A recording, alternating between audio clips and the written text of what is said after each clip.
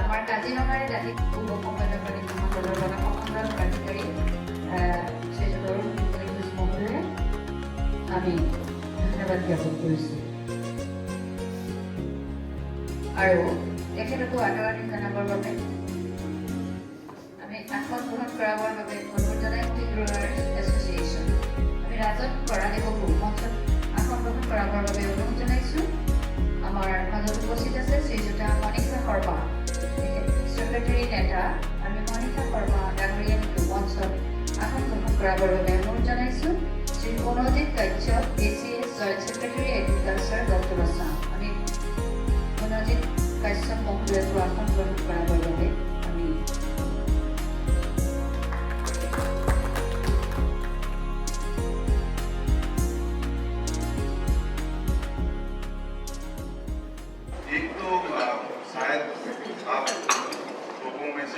जानते होंगे आसाम सरकार ने अगर के बारे में अभी 2 दिन पहले एक नई पॉलिसी लागू की है और उस पॉलिसी के अनुसार CSIR नेक्स्ट और एग्रो फॉरेस्ट्री डेवलपमेंट बोर्ड साथ में मिलके इसके प्रमोशन का काम करेंगे, इसके बारे में इसको आगे बढ़ाएंगे और यह अपने में एक बहुत ही नए तरह का प्रयास है जिसमें हम लोग प्लांटेशन से लेके कि कैसे अच्छी क्वालिटी का प्लांटेशन करें, इनोकुलेशन तक जाएंगे। इनोकुलेशन के बाद कैसे जो इसेंशियल ऑयल उससे मिल रहा है उसको वैल्यू एडिशन कर सकते हैं। तो यह आप समझ सकते हैं कि यह प्रयास जो हमारे आसाम गवर्नमेंट और साथ ही साथ CSIR जो भारत सरकार की संस्था है मिल करके यहाँ के इकोनॉमिक विकास के लिए काफ़ी कार्य कर रहा है और इसका जो श्रेय जाता है शुरुआत में शायद मैं 1 मिनट लेके बताना चाहूँगा। एक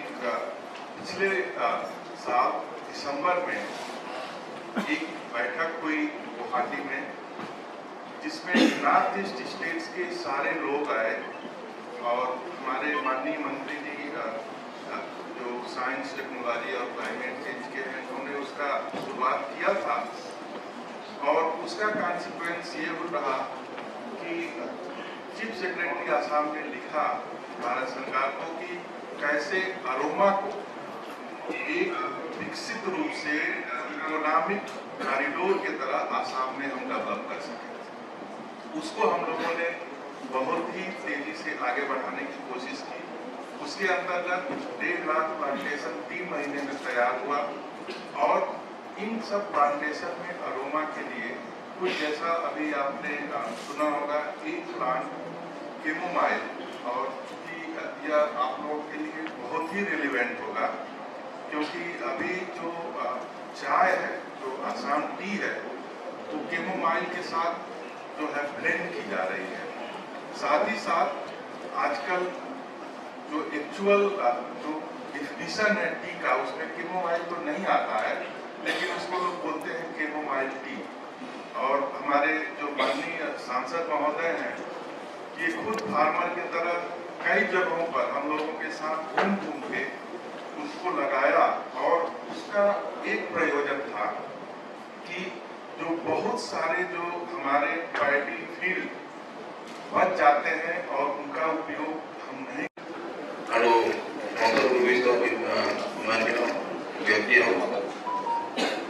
विभिन्न विभागों पर उपस्थित हुआ বিষয়বর্গ অদূৰসং ক্ষুদ্ৰ চাগিত সন্থাৰ কাৰ্যকৰী সভাপতি গৌৰা মহন্ত ডাঙৰীয়া, জ্যেষ্ঠ সভাপতি অনিন্দ শইকীয়া ডাঙৰীয়া, জিলা কমিটিৰ সভাপতি মনোৰঞ্জন শইকীয়া, যোৰহাট জিলা কমিটিৰ সভাপতি জীৱন শইকীয়া, সম্পাদক কৃষ্ণ প্ৰসাদ শৰ্মা, গোলাঘাট জিলা কমিটিৰ সম্পাদক লৌকিক গগৈ ডাঙৰীয়া, মুখ্য কেন্দ্ৰীয় কমিটিৰ কাৰ্যবাহী সদস্য সুমন কুমাৰ ডাঙৰীয়া, মুখ্য সন্থাৰ বিষয়ববীয়া সদস্যসকল, ক্ষুদ্ৰ সাহিত্যিক বন্ধুসকল, আচ্ছা আৰু চকীদাৰ শ্ৰমিক সংগঠনৰ পৰা আহি এই সভাত সকলোকে আন্তৰিক শ্ৰদ্ধা জ্ঞাপন কৰিছোঁ। স্থানীয় সম্প্ৰদায় আৰু ক্ষুদ্ৰ চাহ খেতিয়কৰ কৃষি বনকীকৰণ সংহতীকৰণ এই অনুষ্ঠানটিত আজি উপস্থিত হোৱা অসম চৰকাৰৰ মাননীয় মন্ত্ৰী বিজ্ঞান প্ৰযুক্তিবিদ্যা আৰু ৰাজহ দুৰ্যোগ ব্যৱস্থাপনা বিভাগৰ মন্ত্ৰী মহোদয় শ্ৰীযুত কেশৱ মহন্ত ডাঙৰীয়া, কাজিৰঙা সংসদীয় সমষ্টিৰ সাংসদ শ্ৰীযুত কামাখ্যা ধিয়েৰী ডাঙৰীয়া, ইকোৰ বিষয়াবৰ্গ, ইয়াত উপস্থিত এগ্ৰ ফৰেষ্ট্ৰি বৰ্ডৰ সদস্য মৃগেন বৰা ডাঙৰীয়া, জিলা কৃষি উন্নয়ন বিষয়া প্ৰমুখ্যে ফিল্ড ট্ৰেড এছ'চিয়েশ্যনৰ এছিষ্টেণ্ট ডাইৰেক্টৰ ডাঙৰীয়া আৰু অন্যান্য বিষয়াসকল, ইয়াত উপস্থিত বিভিন্ন সংস্থাৰ বা বিভিন্ন সংগঠনৰ পৰা অহা বিশিষ্ট এটা পহৰা কনভেনশ্যন চেণ্টাৰ, পহৰা সত্ৰবৰ্ষ সমাৰোহ কেন্দ্ৰ বুলি কৈছে যে আমাৰ বাবে এইটো এটা অতি গৌৰৱান্বিত কথা যে আজি এটা ঐতিহাসিক স্থানত থাকি কাজিৰঙা ৰাষ্ট্ৰীয় উদ্যানৰ এই প্ৰেক্ষাগৃহত আহি আমি এটা নতুন বিষয়ক লৈ কিছু পৰিমাণে আমি ৰাইজৰ মাজত বাৰ্তা বহন কৰাৰ চেষ্টা বা প্ৰয়াস লৈছোঁ। যে আমি সকলোৱে জানো যে আজি অসমত যদি কৃষি বুলি কওঁ সাধাৰণতে আমি ধান খেতিয়ে বুজোঁ। এই কথাত আপোনালোকে এগ্ৰী হয়নে নহয় মই নাজানো, কিন্তু খেতি বুলিলে আমি সাধাৰণতে ধান খেতি বুলি আমাৰ এটা কথা। দ্বিতীয়তে আছে আমাৰ যে চাহ খেতি মানে আপাৰ আছাম বা উজনি অসমৰ এই গোটেই বেলটো চাহ খেতি, এই দুটাই আমাৰ মানে প্ৰধান আমাৰ খেতি বুলি আমি ভাবোঁ। আৰু সময়ৰ লগে লগে দেখা পাইছোঁ যে আজি আমি বিভিন্ন ধৰণৰ অন্যান্য মানে খেতিৰ কথা ক'বলৈ আহিছোঁ। এতিয়া এগ্ৰ ফৰেষ্ট্ৰি যিটো কনচেপ্ট, ইয়াৰ আগতে মলয় ডাঙৰীয়া তেখেতৰ বক্তব্যটো এই কথা উল্লেখ কৰিছে যে এগ্ৰ ফৰেষ্ট্ৰি কনচেপ্টতে মই ভাবোঁ যে এইটো আচলতে এটা পুৰণি আমাৰ মানে নিজৰ ঘৰখনৰ বাৰীত থকা কনচেপ্ট এটাক আমি আকৌ নতুনকৈ এটা আধুনিক ৰূপ দিব চেষ্টা কৰিছোঁ আৰু এটা তাক চিষ্টেমেটিক বা এটা মেথডিকেল পৰ্যায়ত আমি আনিবলৈ বিচাৰিছোঁ। আপোনালোকে মন কৰিবচোন যে আমাৰ পুৰণি বা এতিয়াও বহুত ঠাইত আমাৰ মানে গাঁওখনৰ ঘৰখনত কি কি থাকে। সাধাৰণতে দেখিবলৈ পাব যে আমাৰ ঘৰত থকা ক'ৰবাত দুজোপা বা এজোপা আম গছ থাকে, পনিয়লৰ গছ থাকে, লেটেকু গছ থাকে, কঁঠালৰ গছ থাকে, বিভিন্ন ফল মূলৰ গছবিলাক থাকে, জলকীয়া দুডাল থাকিব, তাত কচু থাকিব, ঢেকীয়াও থাকিব, বিভিন্ন মানে যিবিলাক শাক আছে আমাৰ বাৰীখনৰ ভিতৰতে আমি এই গোটেইখিনি বস্তু আমাৰ সাধাৰণতে উপলব্ধ হয়। কিন্তু মানে এতিয়া নগৰৰ ক্ৰমবিকাশ, বৰ্ধিত জনসংখ্যাৰ বেছিভাগে কৰ্মমুখী হোৱাৰ লগে লগে আৰু বিশেষকৈ অসমৰ এখন ৰাজ্যত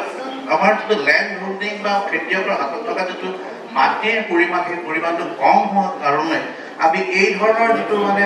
এগ্ৰ ফৰেষ্ট্ৰিৰ যিটো কনচেপ্ট আগতে আছিল আমাৰ ব্যৱহাৰিক ক্ষেত্ৰত, সেই বিশেষকৈ বেছি উপযোগী ঠাই বুলি ক'লে সকলোৰে নামত গোলাঘাট জিলা হয়। গোলাঘাট জিলা মানে লগত যোৰহাট জিলা বা এইফালে আশে পাশে থকা। গতিকে ইয়াৰ মাটিটো গুণসম্পন্ন হ'ব পাৰে, সেইকাৰণে ইয়াৰ গুণসম্পন্ন হয়, সেইকাৰণে ইয়াৰ এই ক্ষেত্ৰখনত ইয়াৰ গুৰুত্ব আছে। তাৰপিছত আমি সাধাৰণতে দেখোঁ যেতিয়াই যি টপিকৰ ওপৰত আলোচনা হয় সভাখনত আমি বাকীবিলাক আশে পাশে নাথাকে ওপৰতে গুৰুত্ব দি কথা কওঁ।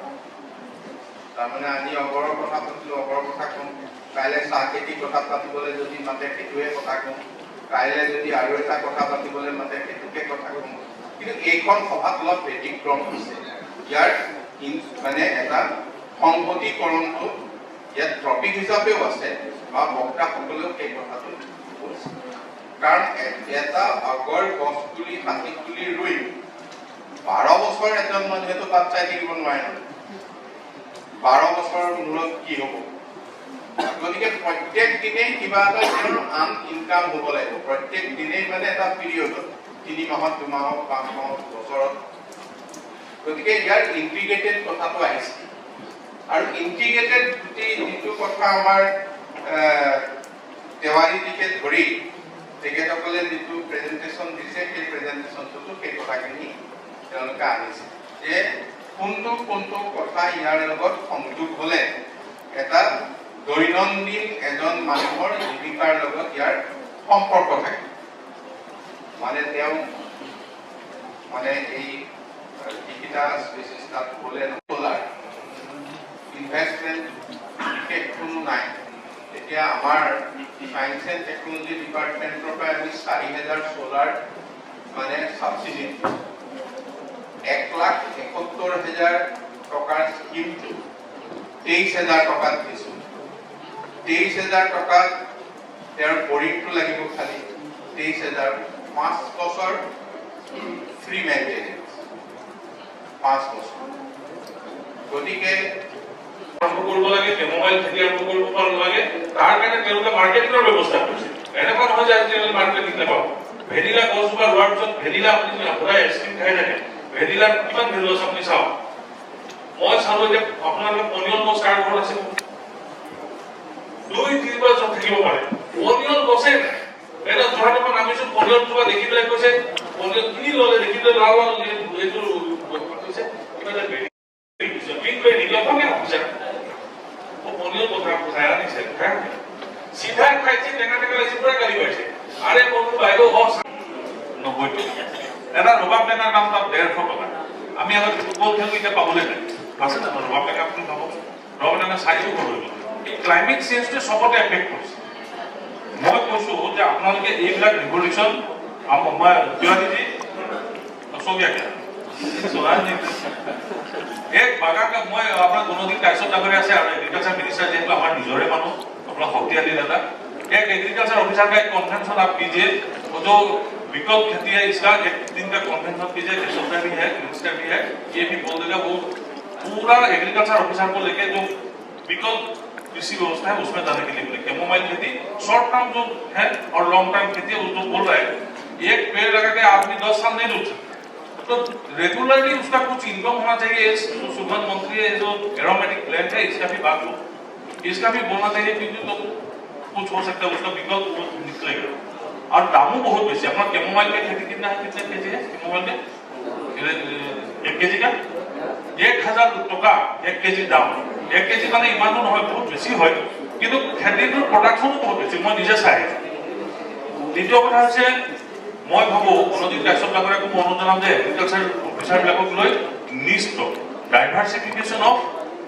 एग्रीकल्चर सिस्टेम तो अपनी एग्रीकल्चर তেখেতক যদি চিঠি লিখিব আপোনালোকৰ মন্ত্ৰী ডাঙৰে লিখিব এখন চাই দিও তেওঁলোকক বিকল্প কৰিবলৈ কওক আপোনালোকৰ অফিচাৰ কিটা বিকল্প খালি বহিয়ে থাকে নতুন অফিচাৰ কিটা তো যাবই অফিচাৰ পথাৰ এটা নহলে কেনেকৈ হ'ব আপোনালোকে এই কথাটো শিকাব লাগিব কাৰণ এগ্ৰিকালচাৰ অফিচাৰ যেনেকৈ পথাৰলৈ নাযাব ধান উৎপাদন কৰিছে এগ্ৰিকালচাৰ অফিচাৰ নতুন অফিচাৰ বিলাককো আপোনালোকে অকমান এই যে এগ্ৰ ফৰেষ্ট্ৰি ডাইভাৰ্সিফিকেশনত অকমান কামত লগাব লাগিব অকল তাৰ খেতিটোতে অকল ব্যস্ত থাকিব আৰু তাতো খেতি হৈ থাকিব তেখেতে কোৱা কথাটো আকৌ ৰিপিট কৰিম যে এটা অইল পাম্প গছ ৰোৱাৰ পিছত বহুত সময় মানুহ অপেক্ষা কৰিব লাগে আৰু বহুত ভ্ৰান্ত ধাৰণা আছে আপুনি মন কৰিছে নাই মই এবাৰ অজয় টামটা ডাঙৰীয়া আহিছিলে তেতিয়া মই নগাঁৱত এটা খেতি চাবলৈ গ'লো তাত দেখিলোঁ যে অইল পাম্প ৰোওঁতে তাত পানী বেছি নালাগে এজোপা গছত 5 লিটাৰ নে 7 লিটাৰ পানী লাগে বুলি কৈছে আপোনালোকে দেখিছে আমাৰ চৰকাৰ দিনত আমাৰ মন্ত্ৰী ডাঙৰীয়া আছেই তেখেতসকলে ডাইভাৰ্সিফিকেশনৰ এনেকুৱা এটা পৰিৱেশ তৈয়াৰ কৰিছে যে প্ৰাইভেট কোম্পানীবিলাক অহাত প্ৰাইভেট কোম্পানীটো বহুত মানুহ তাত এংগেজ হৈছে কিন্তু তেল দিয়াত আপুনি তেল যে দিবলৈ যায় তেতিয়া অসমীয়া ল'ৰা অসমৰ ল'ৰা নাপায় তেল দিয়াত মেক্সিমাম ল'ৰা বাহিৰৰ ল'ৰা আহে কাৰণ এইটো ল'ৰা কাম কৰিবলৈ বেয়া পায় তাত চিকিউৰিটি কৰিবলৈ বেয়া নাপায় কিন্তু তেল ল'বলৈ বেয়া পায় এইটো এটা মানুহৰ মেণ্টেলি গ্ৰ' কৰিছে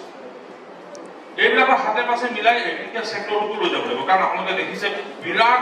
সাংঘাতিকভাৱে ইণ্ডাষ্ট্ৰিয়েলাইজেশ্যন হৈছে আৰু খেতিৰ মাটিৰ সংখ্যাও কমিছে খেতিৰ মাটিৰ সংখ্যা ইমান দ্ৰুতগতিত হ্ৰাস পাইছে যিটো ভাবিব নোৱাৰে মই আশা কৰিম যে আপোনালোকে এইবিলাক কথা অলপ সচেতনতাটো আনিব লাগে যেতিয়া ফৰেষ্ট ভিলেজবিলাকত যাওঁ আমাৰ চৰকাৰটো আমাক আমি কৈ আছোঁ ফৰেষ্ট ভিলেজবিলাক এতিয়া বহুত ডাঙৰ ডাঙৰ বনাঞ্চল কাটি শেষ কৰি তাত মানুহে বসবাস কৰিছে তাত গছ ৰুবৰ কাৰণে তেওঁলোকে চিন্তা নাই কৰা তেওঁলোকক কাৰেণ্ট লাগে তেওঁলোকক নামঘৰ লাগে তেওঁলোকে বনাইছে কিন্তু এই ফৰেষ্ট যিবিলাক ফৰেষ্ট ভিলেজ আছে ফৰেষ্ট ভিলেজতো আৰু যাতে এগ্ৰ ফৰেষ্ট্ৰি আইনখন অহাৰ পিছত কাৰণ ফৰেষ্ট ডিপাৰ্টমেণ্টো এই মানুহে বাৰীত গছ কাটিলেহে জেং কৰে ফৰেষ্ট ডিপাৰ্টমেণ্টত এটা ডাঙৰ বেমাৰ আছে মই কোনোবা ফৰেষ্ট অফিচাৰ থাকিলেও তেওঁলোকে বাৰীত গছজোপা কাটিলে বিৰাট ভাল লাগে জংঘলৰ গছটো কাটি কোনা আনিলে আকৌ বেয়া লাগে কথাটো হয়নে নহয় চাব কথাটো এইকাৰণে গছবিলাক শেষ নহ'লে ইমান ডাঙৰ এটা ডিপাৰ্টমেণ্ট থাকোঁতে কেনেকৈ গছ শেষ হৈ যাব